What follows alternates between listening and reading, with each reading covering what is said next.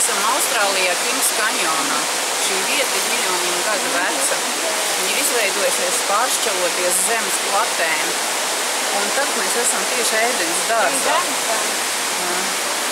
Interesants nosaukums, protams. Tā ir cilvēka izcelsme, tā ir kaut kas ļoti sens. Un šī vietā ir arī interesanti visam savādāka daba. Šeit vienmēr ir ūdens. Un šeit ir iespēja pasmelties enerģiju, remdēt slāpes, baudīt dabu un tās augļus un tās garus.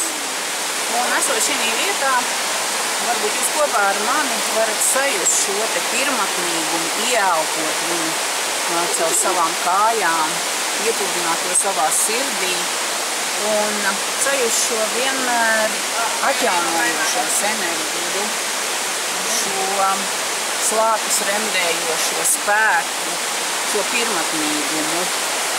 To, ka mēs vienmēr varam atgriezties Ēdenes dārzā, un patiesībā šis Ēdenes dārzs ir mūsu sirdīs.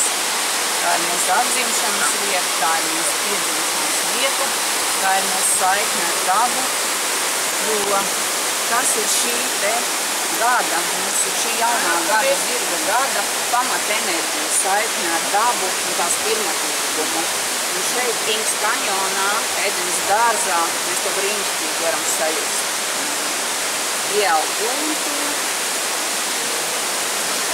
lietu, akmeņus, pirmatnīgo dabu, augus, putnus, ķendurus, koalu lācīšus, jo šī vieta ir radīta tam, ka gan cilvēki, gan dzīvnieki šeit vienmēr var atnākt un remdēt savus slāpes.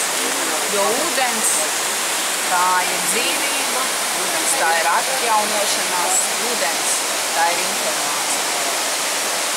Ieelpojam sevi ūdens enerģiju, savienojamies ar to. Mēs attīramies, mēs atjaunojamies, mēs saņemam jaunu informāciju.